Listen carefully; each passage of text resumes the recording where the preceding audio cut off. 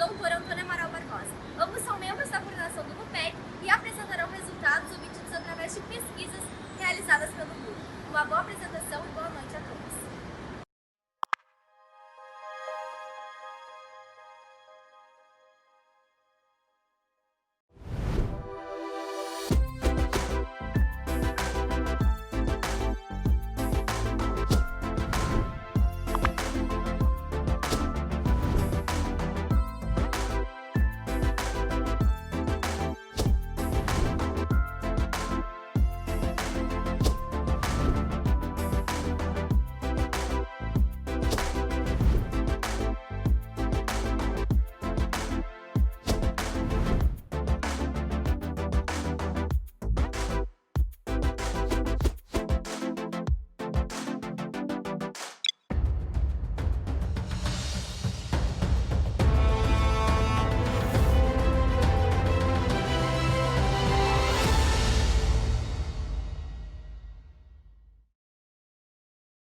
Olá a todos, meu nome é Antônio Amaral Barbosa, sou integrante do Núcleo de Pesquisa, Ensino e Extensão em Pecuária, fiz mestrado e doutorado pelo FIPEL, no programa de Veterinária e Zootecnia, hoje sou pós-doutor pelo programa de Veterinária e vim aqui junto com o Cássio, professor e coordenador junto comigo do mesmo grupo, apresentar um pouco do que a gente tem trabalhado no decorrer desses últimos anos no grupo, trazendo o que a gente tem visto e encontrado, principalmente quanto à pesquisa científica, e comentando, pensando alguns dos nossos resultados mais importantes, demonstrando junto com isso um pouco da infraestrutura que a gente conseguiu conquistar e vem evoluindo no decorrer do processo até hoje.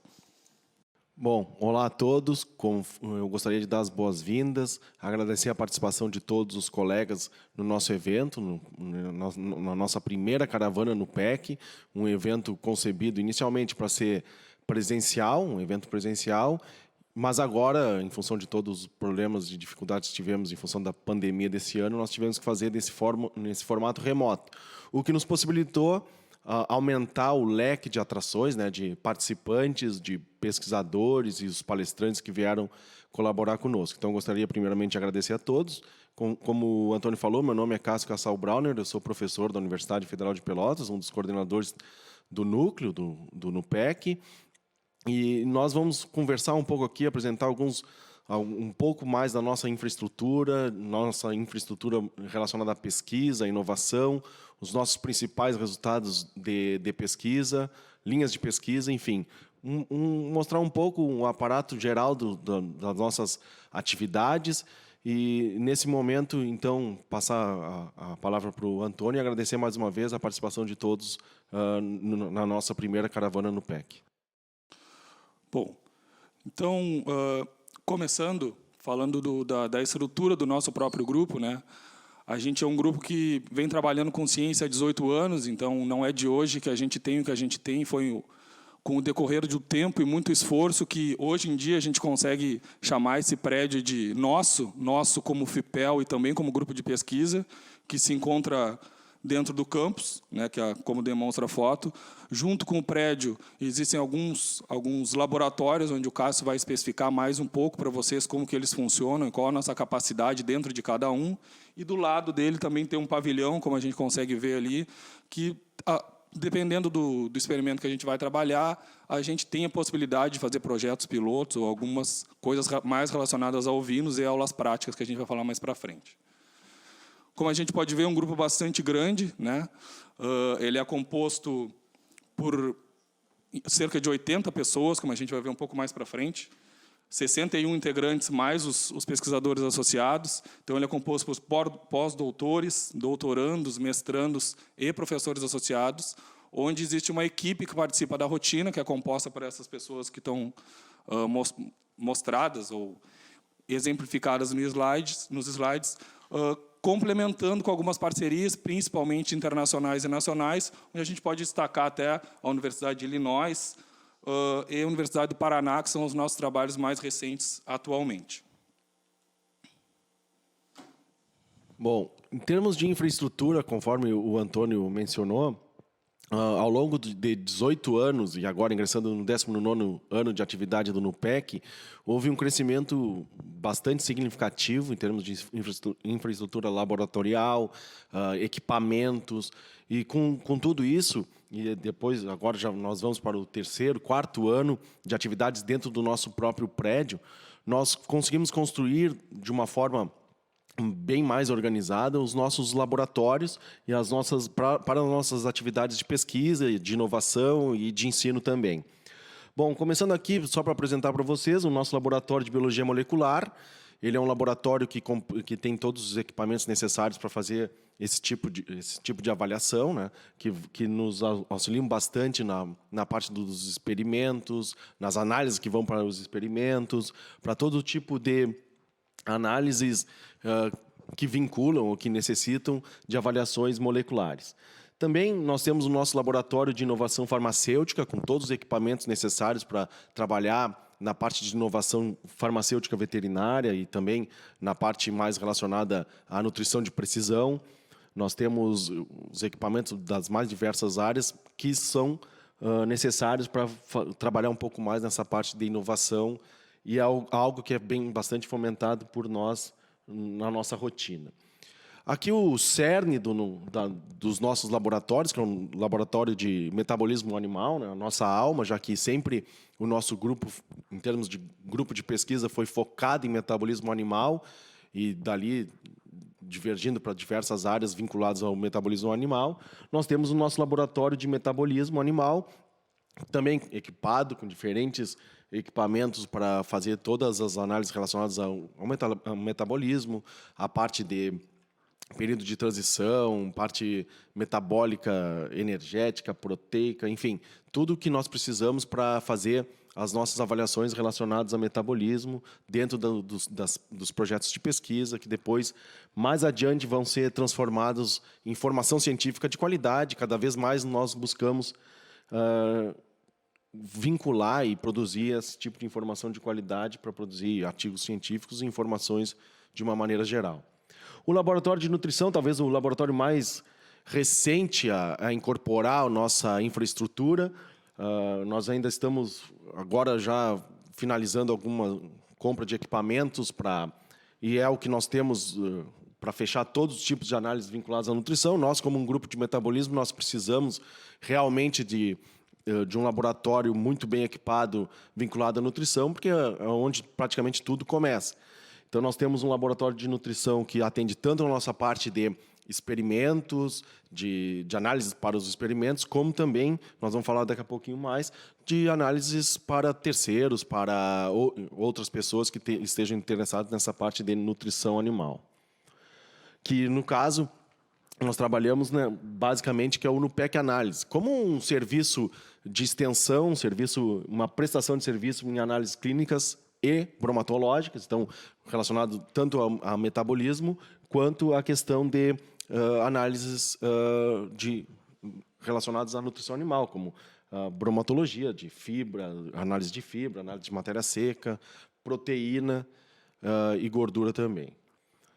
Bom, aqui no pavilhão de ovinos, que nem o Antônio tinha mencionado, logo ali ao lado da nossa sede administrativa, o pavilhão de ovinos é uma estrutura que nós utilizamos não só para fazer experimentos com o modelo ovino, né, já como o ovino como modelo animal para nossas pesquisas, mas também, e para isso nos auxilia bastante, porque é uma estrutura que vocês podem ver bem do lado dos laboratórios, da nossa estrutura administrativa, então nós podemos fazer uma série de análises que precisem ou que facilite estar tão próximo dos laboratórios, a gente pode fazer ali. É um ambiente totalmente controlado. Nós já fizemos diversos estudos nesse pavilhão. Além da parte experimental, o laboratório de ovinos nos permite ter aulas práticas, ter atividades de ensino e até de extensão, por estar dentro ali do nosso ambiente da Universidade Federal de Pelotas. Então, já está basicamente dentro dessa nossa vocação para ensino, pesquisa e extensão. E, além disso, como 3 dos nossos professores trabalham com a Clínica Médica Veterinária de Ruminantes, ele presta muito bem para recepcionar animais que precisem ficar internados no hospital veterinário, animais ruminantes, obviamente, que precisam estar ali internados, e é o nosso pavilhão que acaba abrigando esses animais nesse momento também. Bom, pode falar. Falar um pouco da granja para vocês, que, como eu falei lá, a gente tem algumas parcerias, né? Dentre elas, a Granja Quatro Irmãos, talvez seja uma das nossas principais parceiras e mais antigas, que nos dá suporte para muito do que a gente tem trabalhado com pesquisa hoje. Ela já teve entre aí as 20 maiores fazendas produtoras de leite do Brasil. Então, ela tem uma estrutura muito grande que faz com que as nossas pesquisas tenham uma qualidade satisfatória dentro do que a gente espera que seja quando a gente fala de pesquisa científica. Então, falando um pouco da granja, ela vem evoluindo junto com o grupo de pesquisa também. Então, o sistema vem evoluindo, o gerenciamento vem evoluindo, e, com isso, nos beneficiando de uma forma que a gente consegue ter um controle maior dos experimentos.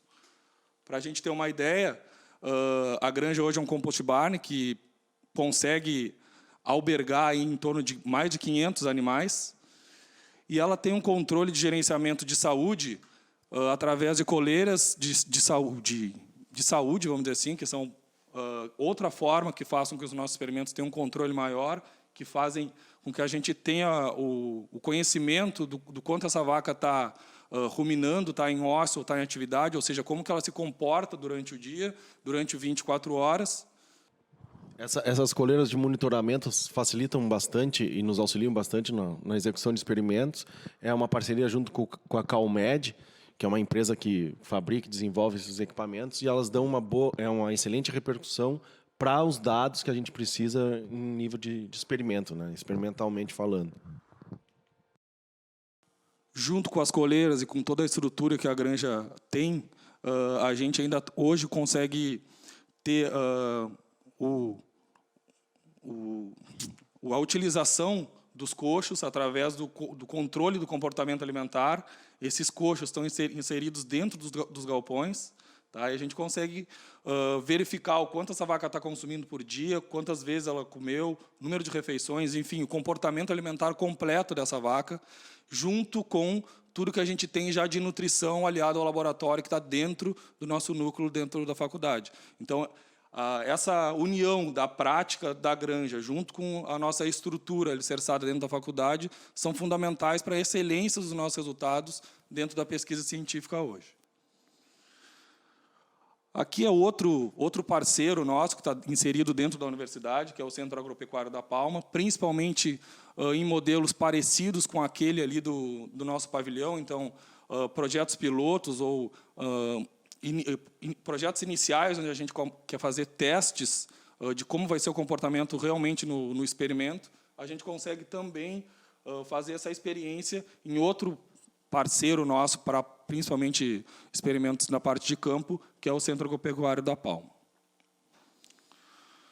Bom, falando um pouco mais do grupo, de como que foi a história, como que é hoje, a gente vai ver mais para frente que uma das principais funções do grupo é formar pessoas. Então, além da pesquisa científica, a gente tem como principal fonte de motivação de tudo que a gente faz dentro do nosso grupo de pesquisa é formar pessoas melhores do que elas entraram lá. Então, isso nada mais é do que um reflexo da história de trabalho do grupo de pesquisa, que se reflete no próprio mercado de trabalho. Então, a gente não está formando pesquisadores, ou cientistas, ou trabalhadores, a gente está formando pessoas e capacitando elas para que elas consigam cumprir da melhor forma o que elas se propunham para fazer, independente de onde elas tenham interesse. Então, aqui é um exemplo de como que o NUPEC está fornecendo ou compondo o que ele está liberando para o mercado em forma de diferentes cargos dentro do mercado. Então, ele tem funcionários de empresas privadas, públicos, autônomos, residentes, professores, e desde o início são em torno de 212 egressos que estão hoje no mercado trabalhando de alguma forma. Bom, Nós, há um tempo atrás, nós decidimos fazer uma organização diferenciada na equipe e passamos a dividir nosso organograma funcional em unidades de negócio. Atualmente, as unidades basicamente relacionadas às nossas linhas de pesquisa, ou com nome e de interesse relacionados às nossas linhas de pesquisa. Atualmente, nós temos essas 5 unidades de negócio dentro da equipe, que é de inovação farmacêutica, de metabolismo, neonatologia, nutrição e saúde, produção e reprodução. E eu vou comentar rapidamente um pouco de cada uma delas. Por exemplo, começando aqui pela unidade de inovação farmacêutica, que ela busca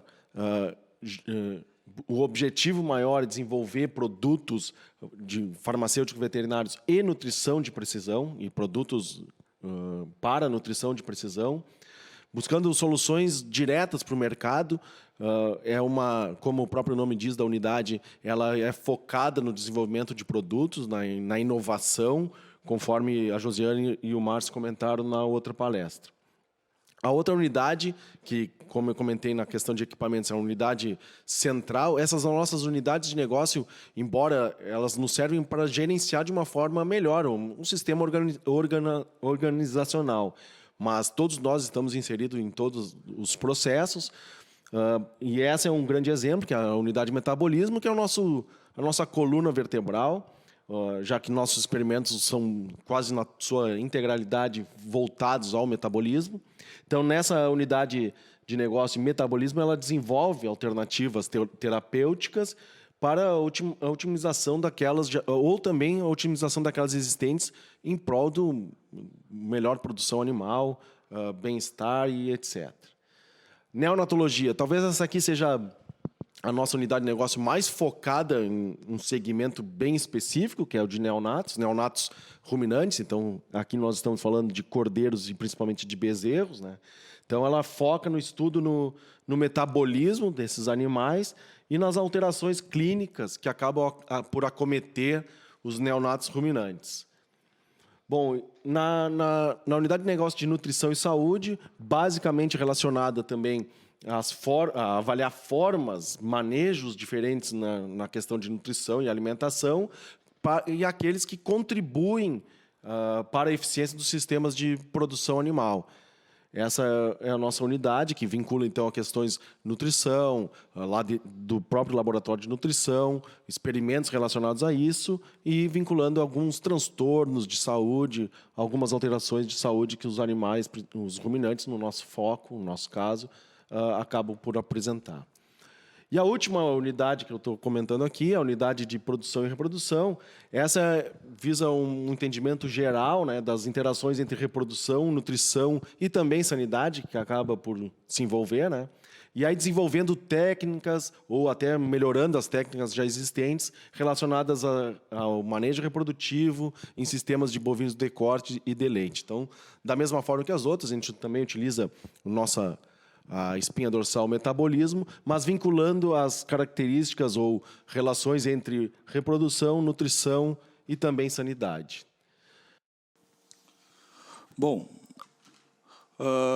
falando um pouco mais especificamente agora das publicações, a gente tentou trazer um filtro do que das linhas onde a gente mais tem trabalhado e trazendo a história do que a gente tem trabalhado com a pesquisa científica, do que a gente vai trabalhar para frente, o que a gente tem trabalhado no presente momento. Complementando o que o Cássio falou, apesar das unidades serem divididas, né, os trabalhos, muitas vezes, eles são isolados, ou eles não são isolados, ou seja, o trabalho de metabolismo, a unidade de metabolismo também tem trabalhos relacionados com neonatos. E, quanto à espécie animal, a gente também trabalhou muito com suínos e com camundongos, até como modelo experimental, para entender o que acontece na vaca ou na ovelha. Então, o que a gente vai trazer para vocês de pesquisa científica vai ser mais relacionado a essa área, então, trazendo, como eu disse, o que a gente já estudou, o que a gente pretende estudar e o que a gente tem hoje. E antes de falar dos trabalhos propriamente ditos, o que a gente tem feito, eu acho que, como a gente estava falando com o Cássio antes ainda, isso aqui talvez seja o slide mais importante da palestra, né? A gente entender o porquê que a ciência é importante nos diferentes âmbitos, seja do mercado, seja do público privado ou dentro da universidade. Então, por que a gente pesquisa, né? Qual o objetivo que a gente tem quando a gente cria uma pesquisa? Dentro do âmbito da universidade, mas a gente tem que entender que aquele resultado não pode ficar ali dentro. A gente tem que responder uma demanda que, muitas vezes, o mercado ou o produtor está nos pedindo. Então, da onde vêm as ideias? Vêm do mercado ou até de ideias nossas mesmos, dentro do núcleo, em discussões, criamos problemas e tentamos resolver através de experimentos. Então, a demanda do mercado, junto com as ideias que nós temos dentro do núcleo, são a principal motivação da criação dos experimentos e, a partir dos experimentos, responder essas demandas, sejam elas aceitando, vamos dizer assim, essas perguntas que a gente cria, ou confirmando as hipóteses, ou negando essas hipóteses. Quando a gente fala dos resultados, a gente, como eu falei antes, a gente tem uma hierarquia, ou vamos dizer assim, uma forma de transgredindo esses resultados que muitas vezes não começam nas vacas. Às vezes, como eu falei, começam nos camundongos, a gente tem uma ideia de como que é o metabolismo, porque o foco do nosso grupo de pesquisa é todo justamente nessa área, ou seja, é metabolismo, e a partir daí entender as repercussões ou as especificidades que podem ter em cada raça, ou na ovelha, ou na vaca. Então, entender que o trabalho começa no laboratório e a última fase, normalmente, é no campo. E tudo isso tem como foco gerar um resultado que normalmente ou são artigos que têm alguma aplicação prática, ou seja, que tragam uma informação relevante para o problema que a gente está criando, que normalmente vem de uma demanda dos produtores. Ou seja, as nossas respostas ou as nossas conclusões, o que a gente traz de diferente ou comprova nas nossas pesquisas, tem que ter alguma validação ou alguma aplicabilidade, seja prática ou seja, até muitas vezes ela não chega direto ao produtor, mas é uma das etapas para que a gente consiga chegar lá numa aplicação mais prática, como até a Josi vai falar na palestra deles. O VetScore, por exemplo, que é uma inovação, que é uma aplicação muito prática, foi baseado em sucessões de experimentações muito antes daquele VetScore, né? Foi descoberto como é que era o metabolismo, como é que era o score de condição corporal, e assim foi evoluindo até esses resultados de base terem uma aplicação prática. Falando um pouco do mercado de trabalho, a ideia também é isso, é melhorar a eficiência do mercado como um todo, dos produtos e dos processos, e muito disso parte pela validação do que é encontrado no mercado, parte da ciência. Então, saber que o que tem dentro do mercado tem que ser validado de uma forma científica. Inclusive, a gente fez um trabalho no PEC tentando entender isso, né? E a gente conseguiu comprovar que grande parte das pessoas leva isso em conta quando vai comprar um produto, por exemplo. A pesquisa científica é um ponto importante quando alguém vai comprar um produto. Mas como achar essa informação científica ainda é um gargalo para a gente encontrar, para levar essa informação científica de qualidade até quem, de fato, quer que ela entende que ela é importante na compra do produto. E agora, falando um pouco dos trabalhos, né? Não é uma tarefa fácil, são muitos anos de pesquisa. Para a gente ter uma ideia, o grupo em si tem mais de 200 artigos publicados. A gente não vai trazer nem 30 artigos para vocês aqui, então é mais ou menos o que a gente vai trabalhar para frente e o que a gente tem de mais atual, que a gente vai tentar falar de uma forma superficial. Então, falando um pouco da neonatologia, a gente entende justamente isso, né? Que o cuidado com a bezerra tem que ser tão ou maior com ela do que com a vaca, porque tudo que acontece com ela vai ter um reflexo muito importante na vaca, e a vaca, que é a nossa principal fonte de experimentação, porque ela produz leite, mas a gente não pode esquecer que ela só produz leite se um dia ela for uma bezerra, e se essa bezerra for bem criada, ela vai conseguir expressar tudo que realmente ela é capaz. Então, falando um pouco dos trabalhos, aqui é o mais recente, né, falando de colostragem e imunidade passiva. Aqui a gente pegou 3 trabalhos que mostram mais ou menos a importância da colostragem, junto com alguns parâmetros, tanto metabólicos quanto bioquímicos, e, junto com isso, a incidência muito grande de doenças neonatais nesses animais. Então, a gente consegue comprovar, isso é nítido, que as doenças neonatais são muito impactantes, principalmente a broncopneumonia e a diarreia. Então, isso é uma demanda do mercado, a gente entende que isso é um problema.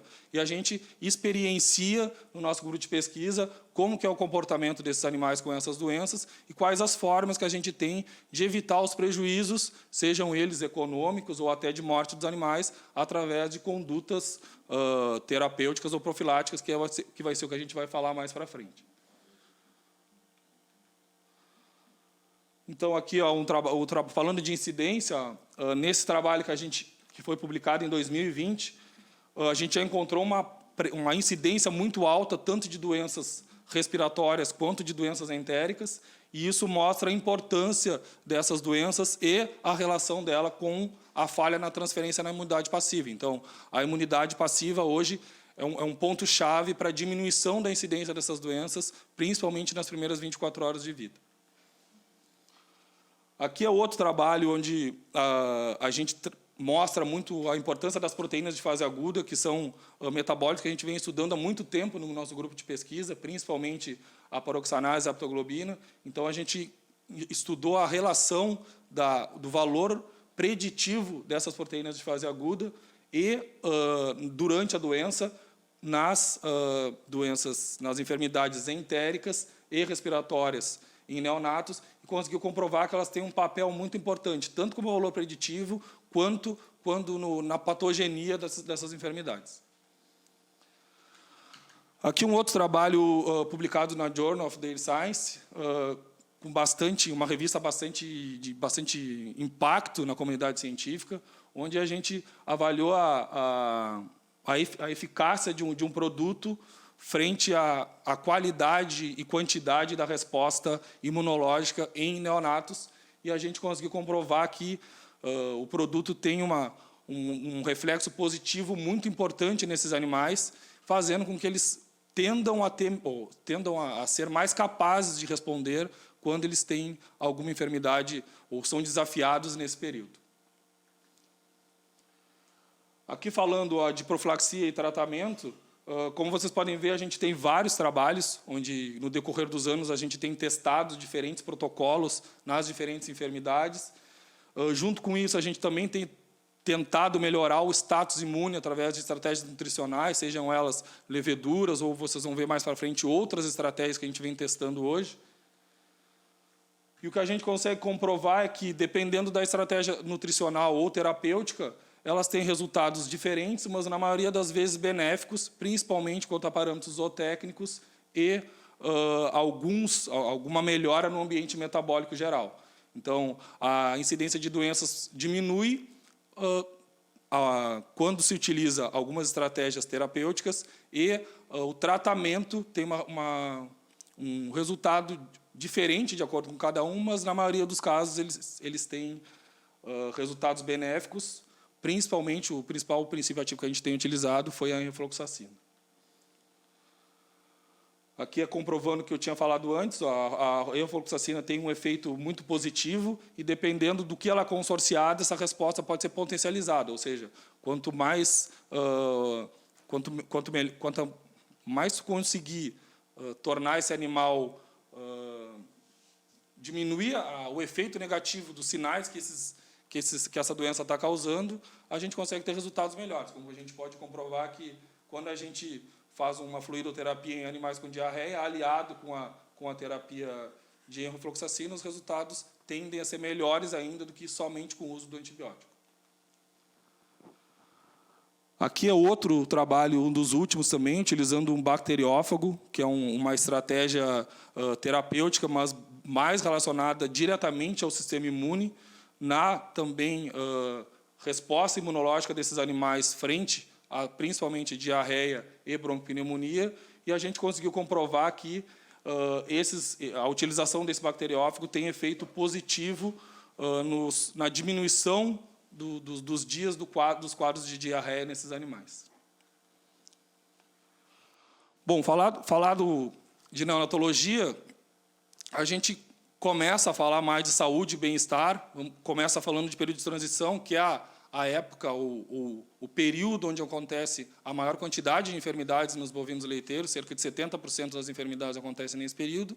Então, a demanda o problema é nesse momento. Justamente por isso que a gente avalia, a maioria dos nossos trabalhos tem um maior enfoque nesse período.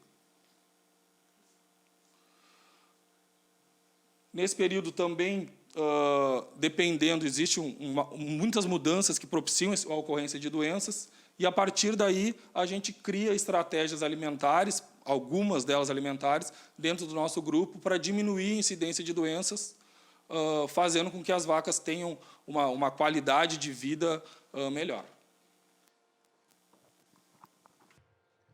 Bom, aqui nesse slide dá para perceber vários trabalhos que nós já fizemos relacionados a estratégias alimentares, né? Basicamente, o que a gente sempre buscou, em termos de foco principal dos estudos, era buscar alguma alternativa alimentar, seja de suplementação, seja de aditivo, que pudesse corresponder ou que pudesse atuar no metabolismo animal para que não só aumentasse a produção de leite, mas como reduzisse potenciais distúrbios metabólicos e refletisse também na produtividade tanto de leite, de carne e na questão de eficiência reprodutiva.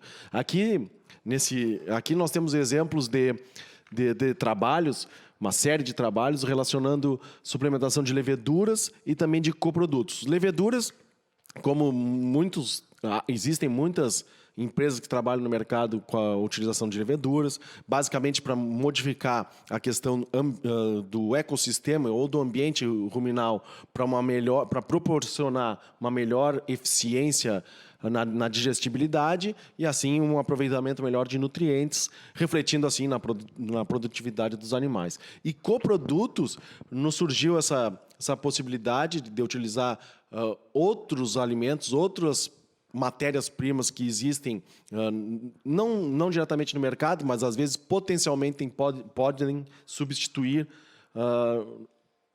alimentos que geralmente nós utilizamos. Então, nós temos uma série de trabalhos, coprodutos em batata doce, coprodutos da indústria vitivinícola e assim por diante. Aqui, nesse exemplo, nós trabalhamos com a questão de produção de leite, né, o aumento de produção de leite, através de nós utilizando, esse é um trabalho bem recente, utilizando os nossos coxos inteligentes, nós podemos ter uma avaliação total do comportamento ingestivo de vacas, né? E nessas estratégias alimentares nós verificamos que houve produção de leite, nós podemos ver que a ingestão de matéria seca foi semelhante, então os animais foram muito mais eficientes na questão alimentar. Aqui, só complementando, no início ali a gente deu uma lista dos principais trabalhos, aí a gente vai especificando um pouco mais cada um. Aqui, como o Cássio disse, é um dos primeiros trabalhos que a gente usou os coxos inteligentes, usando um princípio ativo, que é o butafosfan, que é não digo uma linha de pesquisa, mas é um princípio ativo que a gente vem trabalhando e estudando há muitos anos e vem conseguindo comprovar que ele tem diferentes formas de atuação e diferentes benefícios dentro do metabolismo animal. Nesse caso aqui, a gente conseguiu encontrar reflexos interessantes na produção de leite e na ingestão de matéria seca, graças a esse nosso controle da pecuária de precisão que a gente tem dentro da Granja Quatro Irmãos. Aqui, complementando o que eu tinha falado, são anos trabalhando com esse princípio ativo e a gente conseguiu comprovar em diferentes espécies, desde camundongos, passando por ovinos e bovinos, os reflexos que ele tem dentro do metabolismo e chegando lá em reflexos zootécnicos, que são a produção de leite e até mesmo a incidência de doenças como cetose. Aqui falando mais da digestibilidade, né? Das enzimas, onde foi um dos trabalhos que a gente avaliou lá no início, né? As enzimas fibrolíticas são enzimas que têm como papel degradar a matéria verde, principalmente, e essas enzimas elas foram testadas também junto com os coxos inteligentes e a gente encontrou resultados interessantes, principalmente em comportamento alimentar e produção de leite na Granja Quatro Irmãos. Falando um pouco de levedura, a gente fez um trabalho com levedura também no período de transição. As leveduras elas já estão sendo utilizadas pelo nosso grupo desde a época desde 2006, onde a gente trabalhava com neonatologia em leveduras, e esse modelo foi expandido para vacas, como o Cássio disse hoje, ele tem uma grande utilização, mas a experimentação científica dele não é tão comprovada, não é tão grande, com tanta precisão como a gente tem trabalhado dentro do grupo, e a gente conseguiu comprovar que a utilização de leveduras melhora o metabolismo energético proteico no período de transição. Aqui, como o Cássio falou antes, né, a gente trabalhou também com coprodutos. Então, a gente trabalhou com coprodutos da uva e coprodutos da batata doce. Isso é uma demanda que foi criada principalmente como utilização para substituir alguns constituintes da dieta em momentos específicos e locais específicos. Como a gente tem a nossa especificidade da região, a gente tem uma área com muita produção de vinho, a gente conseguiu comprovar que os coprodutos da uva podem ter efeitos benéficos, principalmente quando a gente trabalha com ovinos, que foi o nosso modelo experimental, e da batata doce a gente conseguiu comprovar que ele tem um potencial de substituição do milho em grande escala, dependendo aí da proporção onde isso vai ser inserido na dieta. Então, um valor econômico agregado na dieta de grande importância dentro da produção leiteira. Seguindo da batata doce, o que a gente tentou encontrar quando a gente fez esse trabalho? Era o percentual que a gente conseguiria substituir o milho, visto que ele tem propriedades energéticas importantes dentro da dieta. Porém, existem alguns entraves na produção, principalmente da batata doce, e, vamos dizer assim, Da logística toda também, né? Da logística da produção do farelo e da farinha. Então, apesar dos resultados terem uma comprovação interessante, principalmente em produção de leite, ele tem uma especificidade muito local desses resultados que a gente encontrou. Aqui é outro trabalho falando de estratégias farmacêuticas, né, visando a produção de leite, que é um dos trabalhos mais recentes que a gente tem, que foi a comparação de dois modelos ou duas formas de liberação diferentes de BST, onde a gente avaliou o consumo alimentar e a produção de leite dessas duas formulações comerciais e encontrou resultados benéficos para uma delas. Porém, não é de hoje que a gente trabalha com esse modelo, né? Então, a gente, desde 2002, a gente vem trabalhando com BST em novilhas, em ovelhas, em diferentes momentos da lactação, e hoje chegou um momento de, sabido toda a repercussão metabólica que o BST tem no metabolismo da vaca, comparar duas formas de liberação diferentes, que foi o que a gente fez nesse último trabalho ocorrido na granja.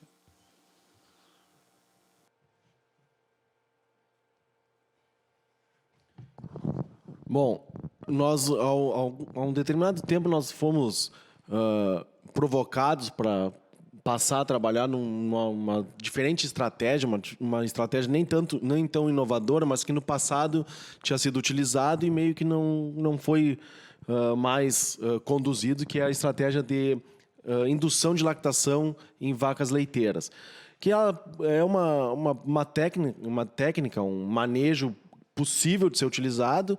Pode adiantar um processo de produção de leite, principalmente em novilhas, que foi o que nós fizemos, e pode servir como uma alternativa, uma ferramenta de maior produção de leite dentro de determinados sistemas de produção de leite. E foi exatamente o que nós fizemos. Nós vimos, a nossa investigação foi nesse sentido, nós vimos que quase 75% das novilhas responderam a esse tipo de protocolo, um protocolo relacionado ao hormônio e induzindo a lactação. E os resultados, elas, não só de resposta, mas também os resultados produtivos, foram condizentes com o que já era esperado. A novilha não chega a produzir tanto leite quanto ela tivesse um parto convencional, um parto normal, né? Uma gestação e um parto, mas ela serve como quase que um tampão momentâneo para a produção de leite, para pagar e entrar uma determinada remuneração para os produtores naquele momento. Bom, falando de hipocalcemia, né, talvez seja uma das linhas de pesquisa mais antigas do grupo, é uma das enfermidades que a gente estuda há mais tempo, principalmente pelo que a gente pode ver aí, ela tem repercussões na incidência de diferentes enfermidades, ela tem repercussões metabólicas de diferentes formas no organismo, então é uma doença que a gente avalia desde a forma subclínica até clínica há muitos anos dentro do nosso grupo de pesquisa. Então, por que ocorre ela é relativamente óbvio, né? Em vacas de produção existe uma demanda muito alta de cálcio, principalmente no colostro. Então, no período de transição, é onde mais acontecem casos ou a incidência muito maior desse tipo de enfermidade. Principalmente quando a gente fala de mudanças metabólicas, essa vaca tem o parto e passa de gestante não lactante para não lactante, não gestante lactante, e isso gera uma modificação metabólica em todo o organismo, repercutindo em maiores índices de hipocalcemia, principalmente no período de transição, como eu falei antes.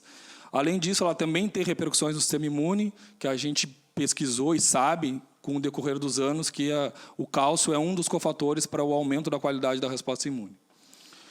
Então, aqui é um trabalho que talvez seja um dos primeiros do mundo, né, que a gente conseguiu comprovar quando a gente fala de dieta acidogênica, né? Esse trabalho ele foi feito em 2017. Nessa época, a preconização era de 21 dias pós-parto, de 21 dias de execução dessa dieta acidogênica para a prevenção de hipocalcemia.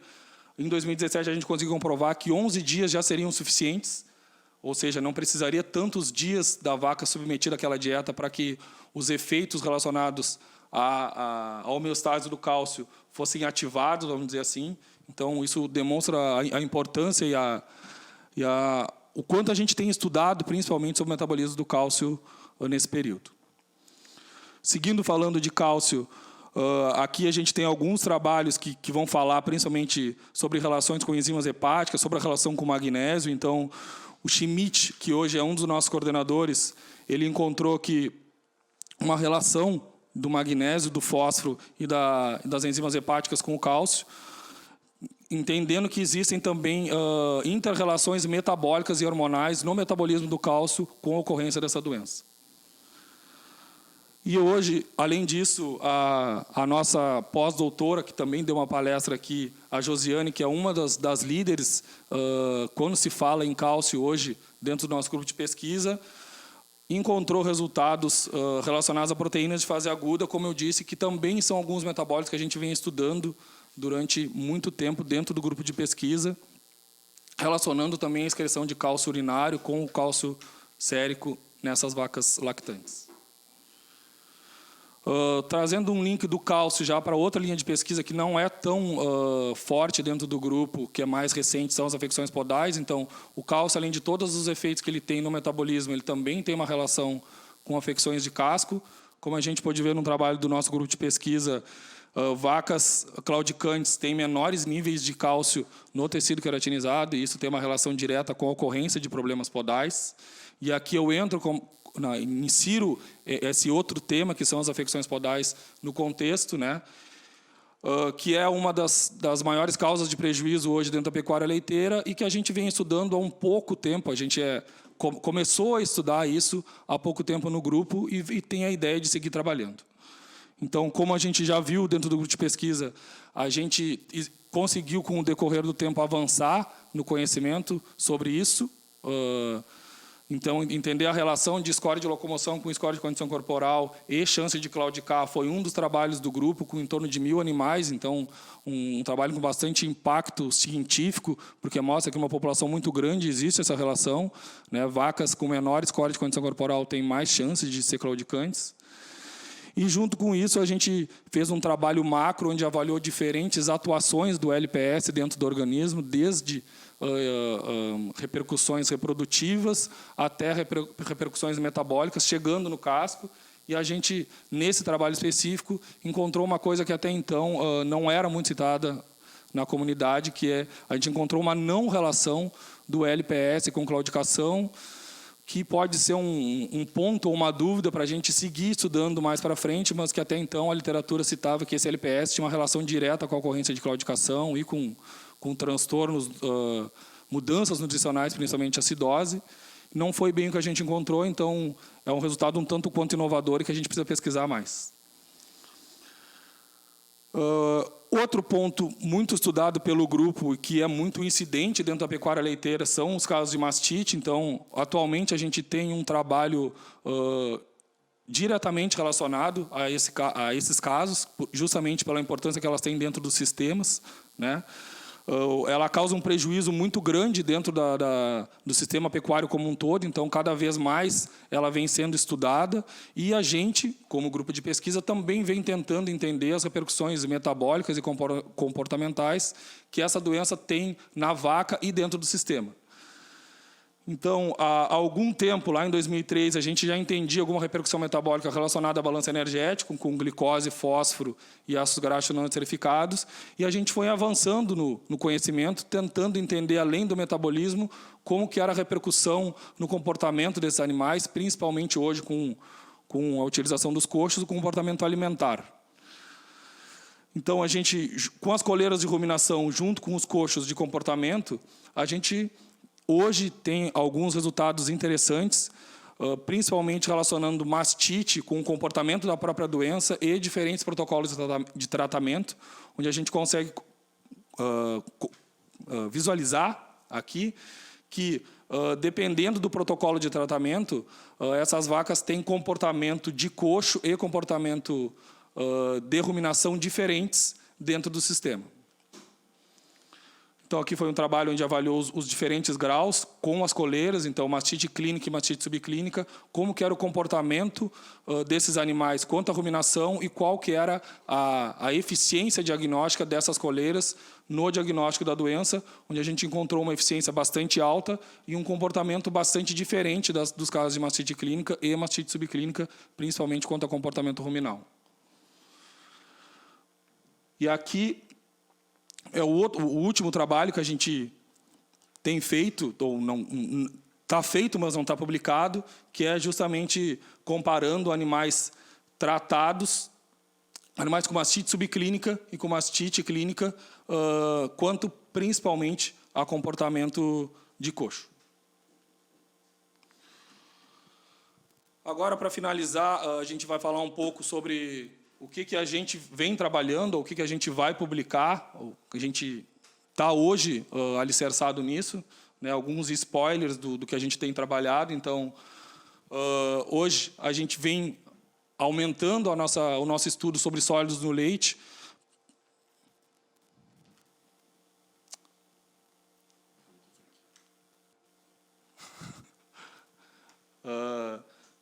Sobre sólidos no leite. Então, a gente tem estudos hoje relacionando estratégias nutricionais com os resultados, principalmente em composição do leite, que a gente vai ver mais para frente. Junto com isso, uma linha também relativamente nova no grupo, mas muito importante dentro do sistema pecuário como um todo, é o estresse térmico. Então, a gente vem aumentando os nossos estudos sobre estresse térmico, principalmente através de utilizações de estratégias nutricionais, através de aminoácidos, tentando diminuir as repercussões negativas metabólicas que esse estresse tem nas vacas, né? Então, aqui só mostrando a importância do estresse térmico como um todo. Todo lugar que a gente tem, que a gente vive, de alguma forma, a gente vai poder sofrer esse estresse, e isso vai ser muito prejudicial, principalmente ao nosso bolso, quando a gente fala em pecuária leiteira. Então, aqui são os trabalhos que a gente está trabalhando, mas ainda não publicou, que são principalmente relacionados a estratégias nutricionais, como vocês podem ver aí, produtos ou princípios ativos que tentam amenizar as condições debilitantes que o estresse térmico causa.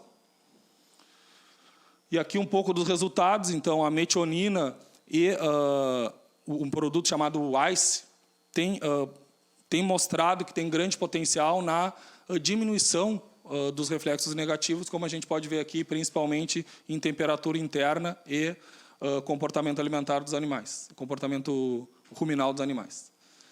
Aqui, especificando um pouco mais, Quando a gente fala de gado de corte, também pode ter algum efeito reprodutivo, então, em diâmetro folicular e em taxas reprodutivas, com a utilização de metionina, diminuindo o estresse térmico e melhorando as taxas reprodutivas, isso em animais já de corte. E aqui é um dos últimos trabalhos que a gente vai falar, né, que é quando a gente entendeu a relação a possível expressão gênica de alguns marcadores com tudo isso que a gente vem falando relacionado ao estresse térmico. Bom, e aí comentando um pouco nessa parte final do que vem pela frente, nós estamos trabalhando numa questão um pouco bem novidade, bem nova para nós, que é a questão de controle de qualidade relacionado à parte de carne, né? Então, aqui é mais relacionado a bovinos de corte.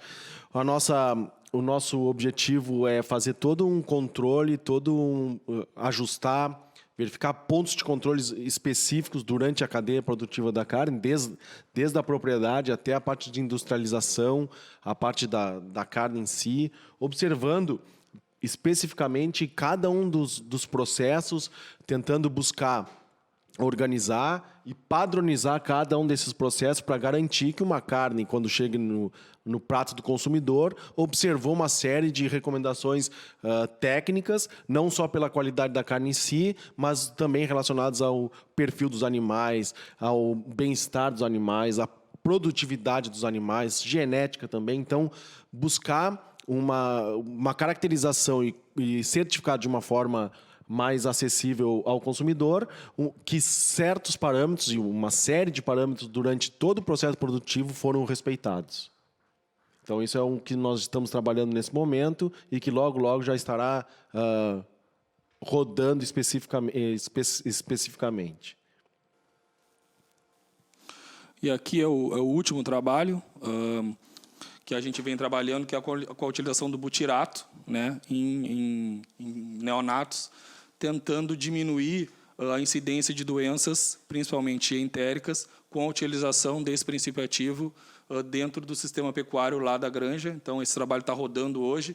A ideia é trabalhar com 112 bezerras e relacionar desde dados de expressão gênica até comportamento metabólico e até alimentar da utilização desse produto na incidência, principalmente de doenças neonatais como diarreia e broncopneumonia.